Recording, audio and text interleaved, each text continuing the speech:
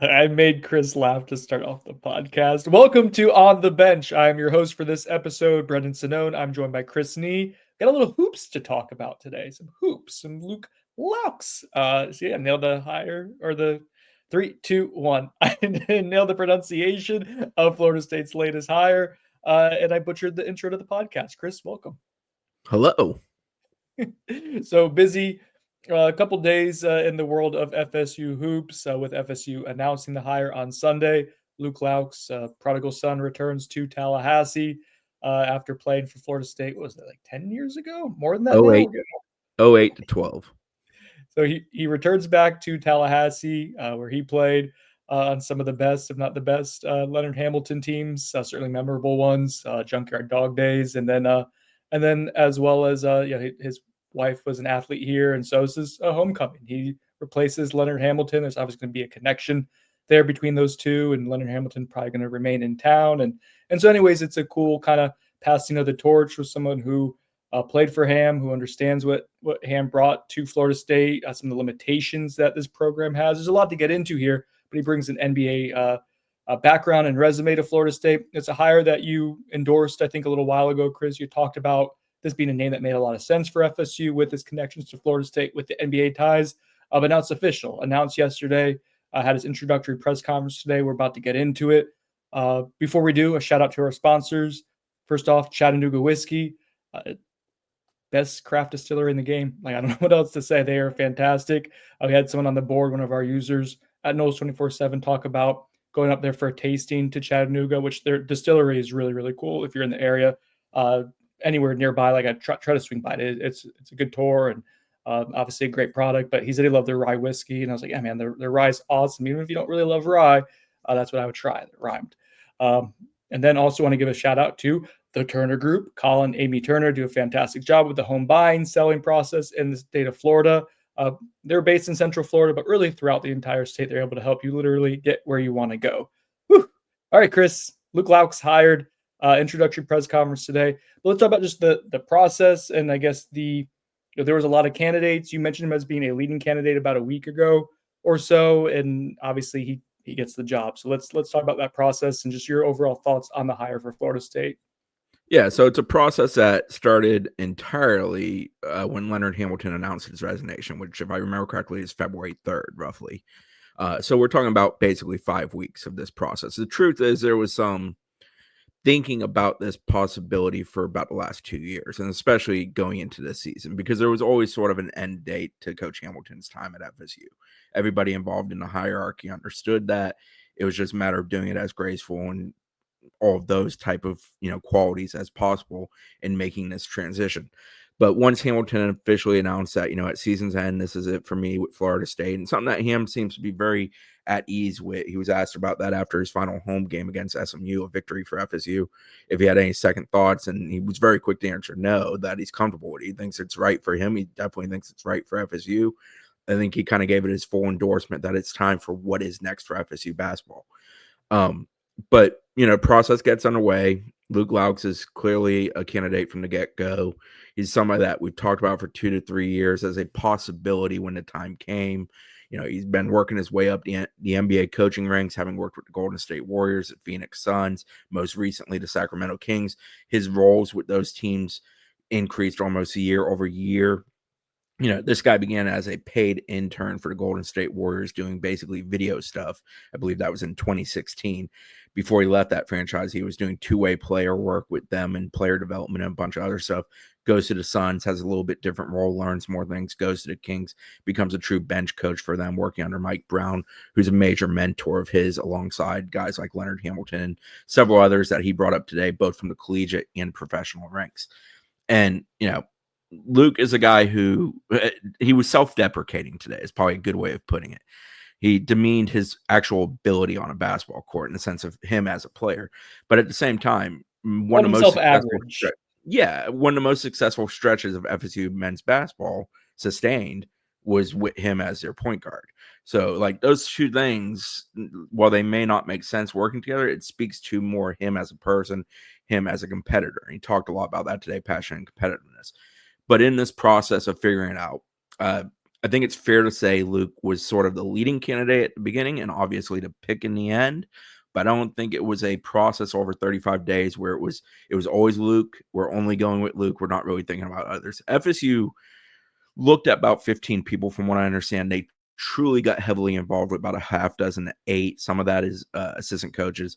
I think Stan Jones had a conversation with them, which is a good gesture to a current longtime assistant coach at the university you're at. A guy like Charlton Young, who previously was an assistant here, currently works for Dennis Gates, former FSU assistant, now head coach of Missouri.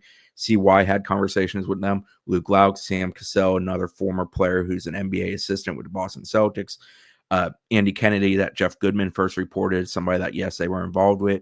There's some connections there with some people in the hierarchy at FSU from their time at Ole Miss. When he was at Ole Miss, he is currently at UAB, his alma mater, coaching, and has had some good success there over a 5-year period he's been there.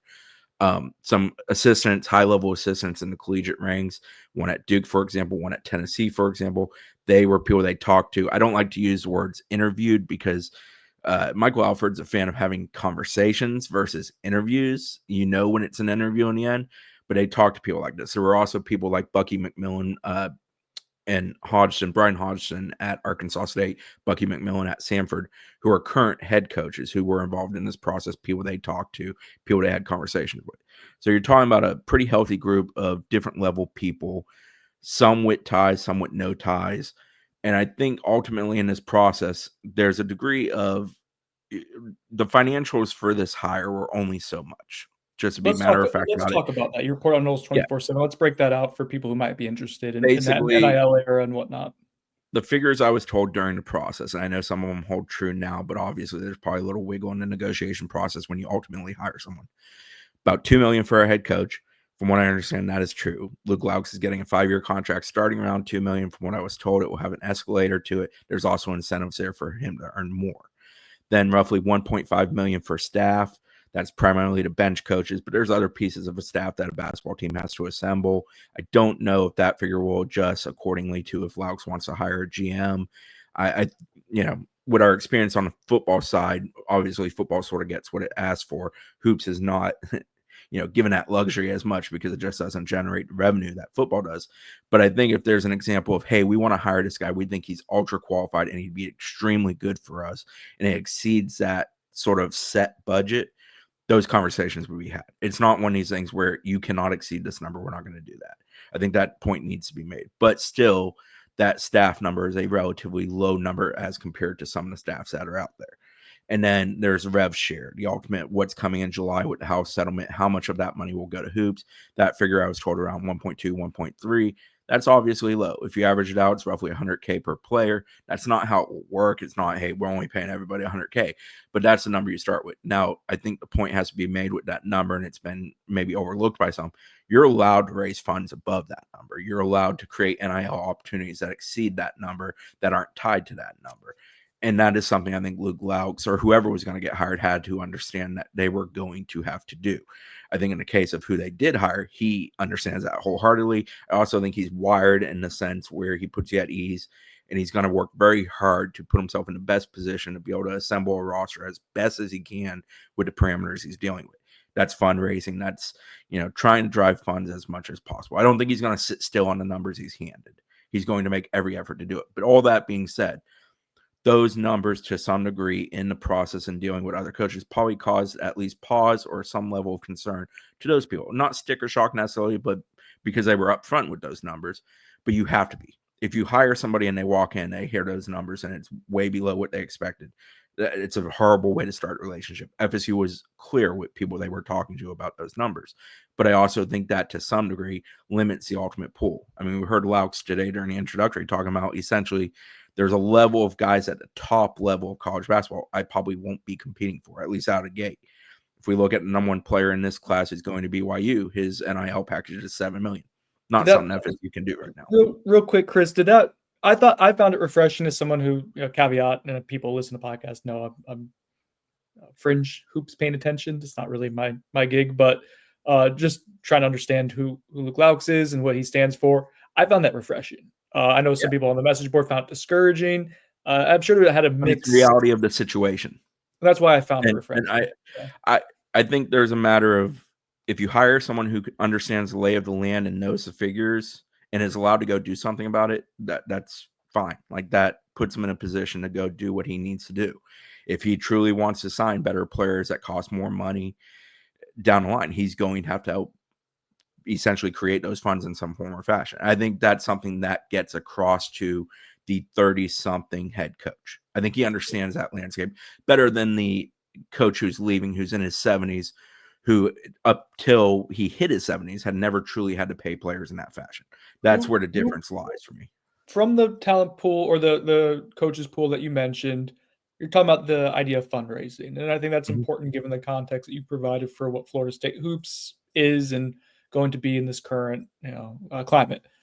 And that's what. Sorry, I'm there. One of the reasons why I liked the hire. Normally, I'm not a huge proponent of hiring someone who played for or went to a university, because when you have to come fire them, It's that more can be, difficult.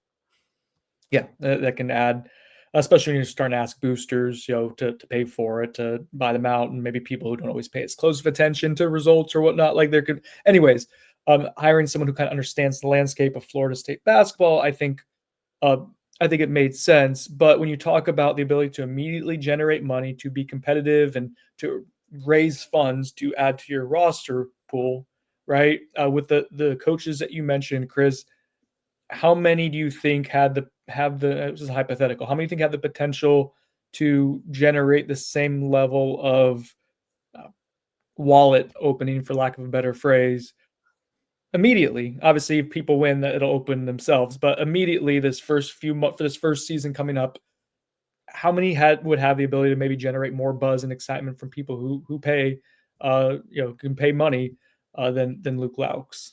I think immediately is a good word. I'd say Sam Cassell's in a similar boat to Luke in that sense, and maybe someone like CY because they had a lay of the land.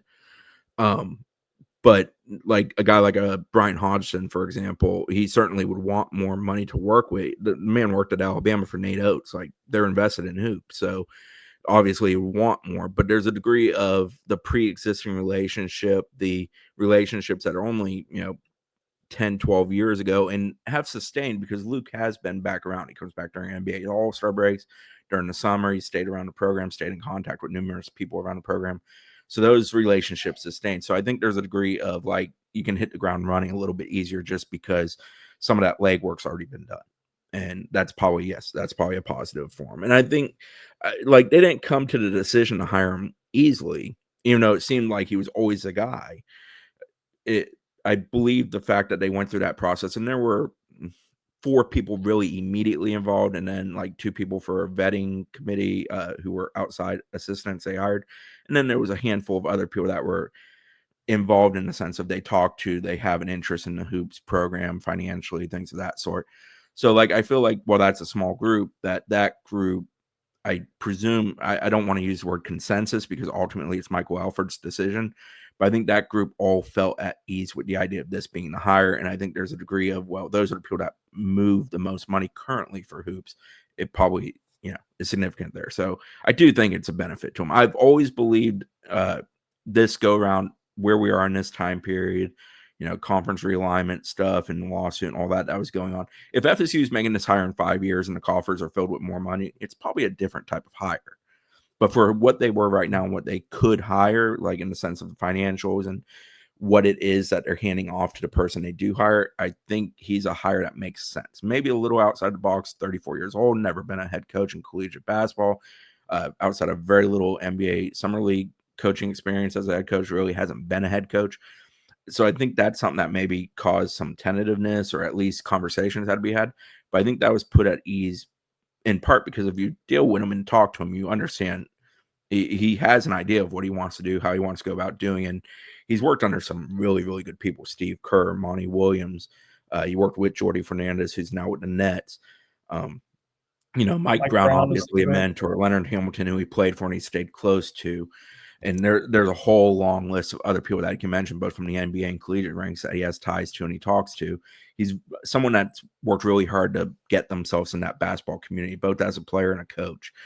And he cares about it and he's invested in it. And that's been something that he's tried to be a sponge of. And that came off for a guy who's only 34 and truthfully only been in coaching since basically 2016. He didn't come off as a guy who's like green in any which way. If it came off as a guy who's like hungry as hell to go prove he can go do it.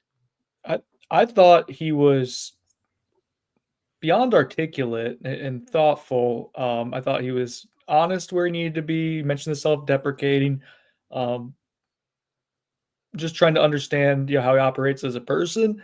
I, I can see him being a really good recruiter. I think Yeah. that's one thing that kind of came to mind right away. It's like, oh, this dude puts people at ease pretty quickly. I thought the banter he had with you was great, and him asking like how long you guys have known each other. That was a cool moment. Did it bother you? Buyer Snowden sponsored by The Turner Group.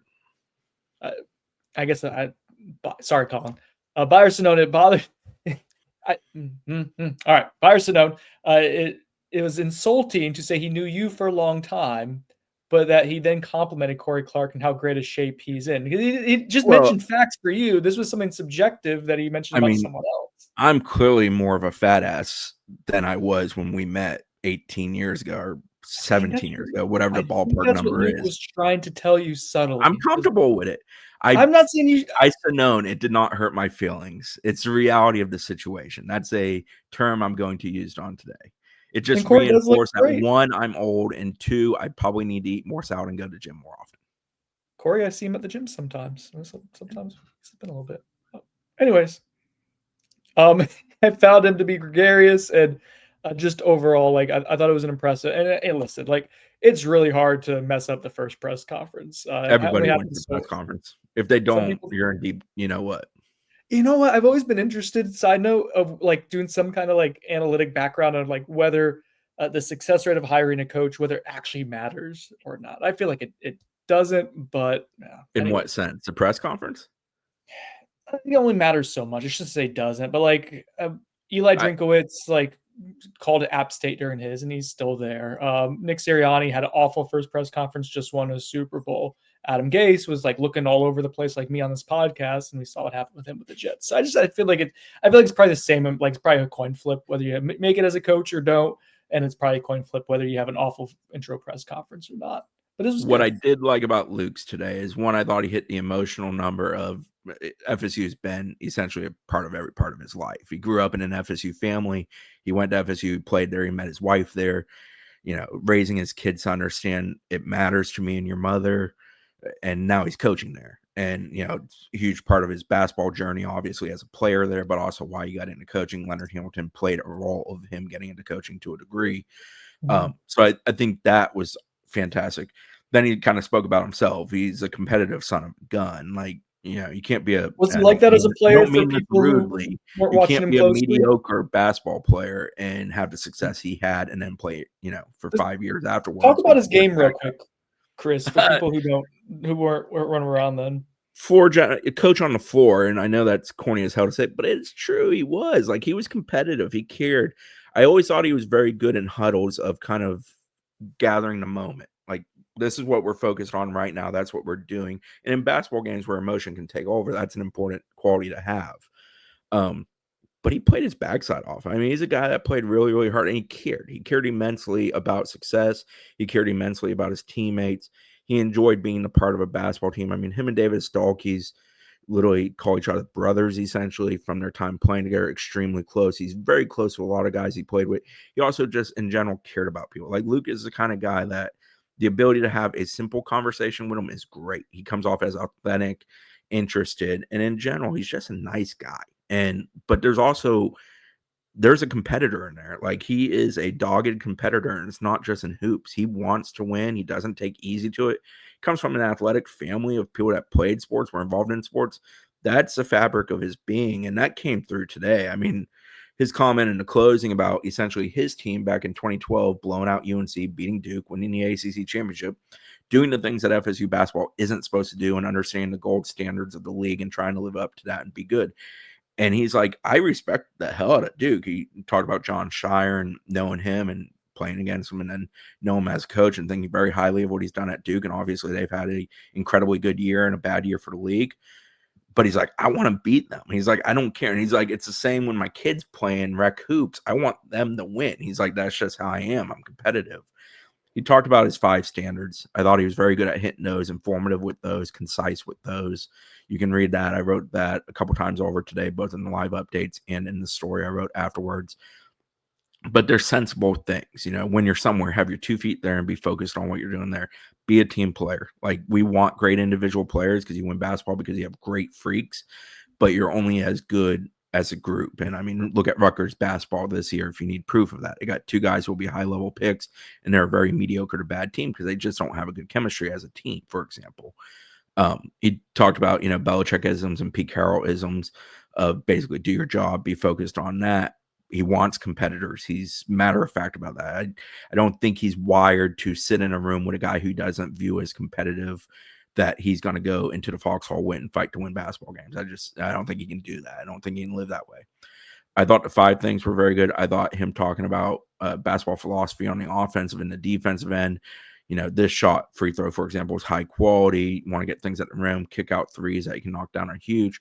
Needing to be good on the boards, putting pressure on the ball, which is a Leonard Hamilton staple, but something he definitely believes in, and he jokingly said he wasn't very good at. All things that he kind of hit on. I thought it was good in the sense of he nerded out a bit. He was emotional a bit. He was passionate, but he definitely showed of like, I've been thinking about, I want to be a head coach. And when I'm a head coach, how am I going to do it? How am I going to operate? And because of all the different roles he served in his NBA time, I think he's been able to kind of have trial and error and figure things out as he goes. And he's been waiting for this moment. And he did make the comment that even if he didn't get the job, one thing he really liked about the process was essentially it forced him to, one, take all those thoughts and put them down on paper and completely define who he is as a basketball coach and how he would run a program. And I think today conveyed that in a very strong manner from him. It was funny because it took 50 minutes for everything between a Q&A session and him opening. But like, I thought he did a great job of going point to point and explaining that. And it wasn't like boring. It was direct. And there were some moments where there was levity to it. And there were other moments where it was very matter of fact and direct of like, I can't play with a guy not like that. But yeah, will it work? Who knows? Every hire you make comes with a version of risk, no matter how good the candidate is. Do I understand people who have hesitation because they hired a 34-year-old with no head coaching experience? Sure do. And I don't blame them. I would have it too. I think it's a little bit outside the box, but I also think he's a guy that's worth sort of giving an opportunity, giving some backing, and seeing what he does, because I do think he has a plan and the way he wants to go about achieving it. And obviously it's going to come down to how does he retain players? How does he recruit players? And he spoke on that, in the portal era, retaining your current players, having that relationship to keep them in the fold, including guys that he's going to have to adopt from this transition. He talked about going to international ranks, scouting the portal, and using the network of agent scouts, everything he's built during his NBA time to help him kind of build a board and have an effective board to attack quickly and be aggressive about it. Spoke about not staying with the Kings because he understands the portal is about to open. He's really going to have to get work, and he can't hesitate to do that. And then he talked about he wants to recruit Florida players. There's plenty of really good basketball players in Florida, between kids that are actually, Floridians, and then kids that come in to play at places like Montverde and other places that are high quality basketball institutions in the Sunshine State. I walked away from it thinking, man, he did a good job. And like, I am a little biased. I think highly of him. I like him a lot. Like covering him as a player. Kept up on him a little bit over the years. Just think highly of him in general. But I also came away from it thinking he's a man with a plan. Now, can he go execute said plan and find success with? That's completely to be determined. But I do hope people give him a chance. And I think ultimately the driving force with Luke as your head coach is he wants to win because he's competitive, but he also wants to win because he cares immensely about FSU. And this isn't, I want to win to go get that better job. It's, I want to win, so this is the last job I have. Do you want to grade the hire? No, because it's incomplete. Because last time we put a grade on something, people weren't happy with it. No, I don't. No, could they have hired somebody who's an up and comer? Sure.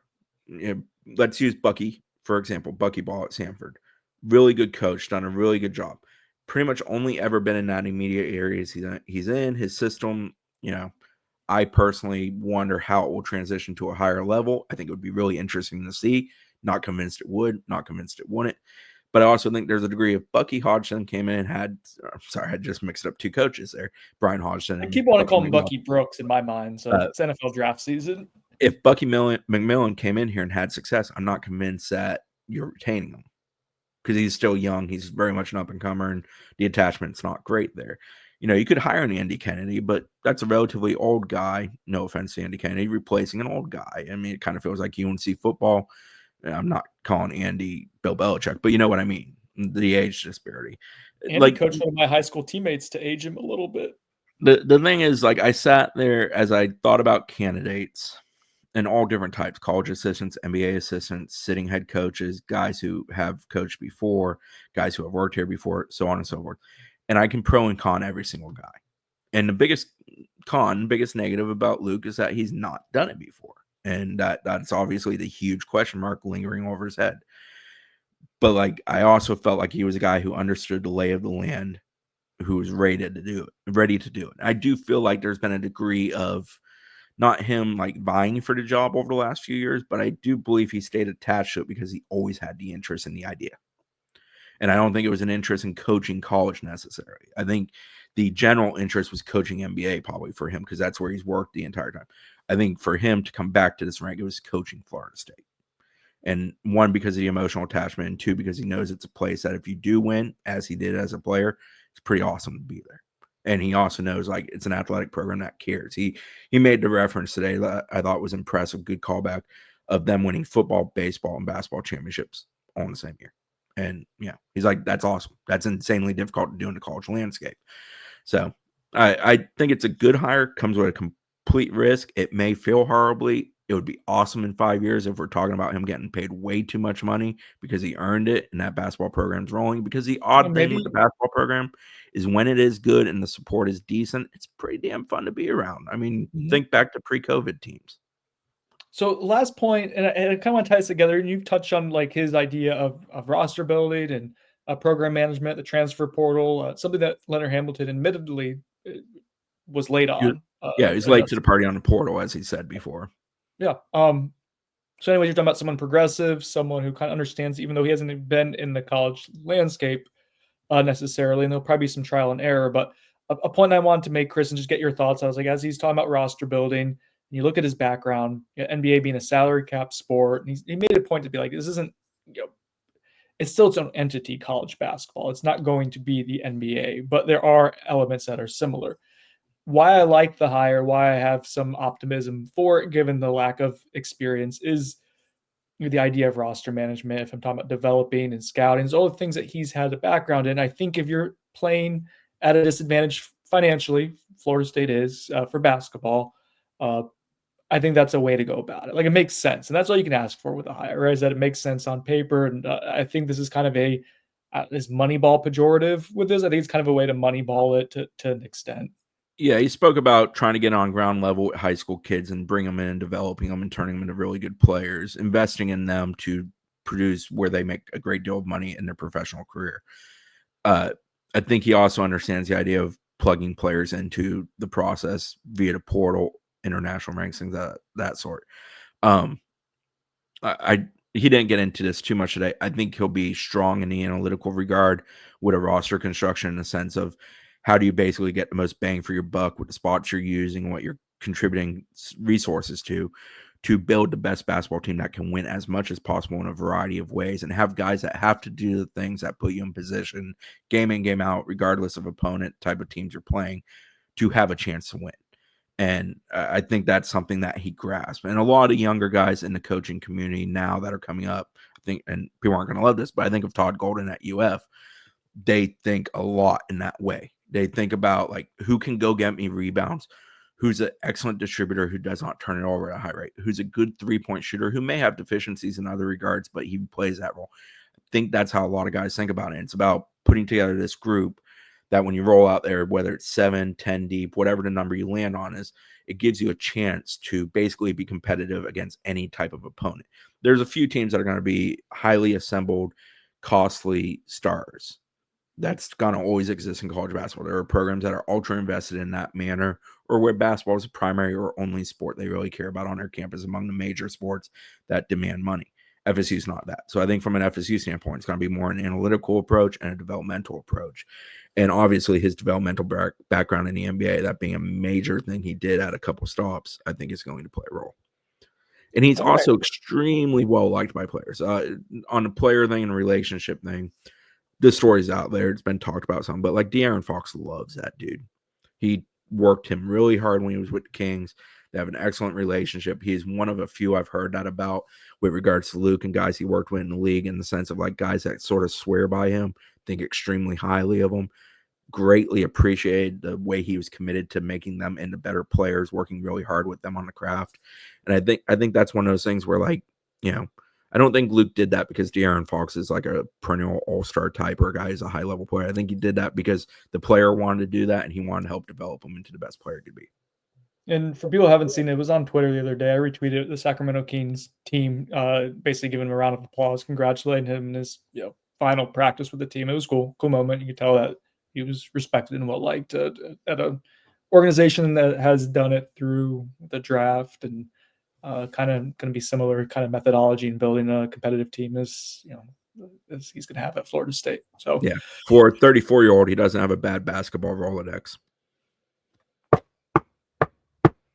Knock on wood that it continues to expand, and the Rolodex. People don't use Rolodexes anymore. I need to figure a new word, but BlackBerry, maybe BlackBerry contacts. Primary contacts. All right, and hopefully the resume continues to be bolstered as well for him. All right, for Chris Nee, I'm Brendan Sonnone. This has been On the Bench. Chris, safe travels. He'll be up in Charlotte covering what will probably be the final games of Leonard Hamilton's career, unless they go and they win the whole damn thing, right? Kevin Keats time, baby. Just doesn't get a 2-year extension automatically if he wins it like Keats did. Okay, that would be messy. They give him a contract extension if they won the whole thing. Oh my god. Can you imagine them making the tournament run? No. All right. Ham joked about finding some magic, but he wasn't talking about extending his lifespan here as a head coach. All right. So, but follow Chris along for coverage over at Knowles 24/7 as kind of give a salute to someone who's done a really great job at Florida State and been a pleasure to cover. So, for Chris Nee, I'm Brendan Sonnone. This has been On the Bench. Thank you to our sponsors. Thank you for listening. We'll talk to you later.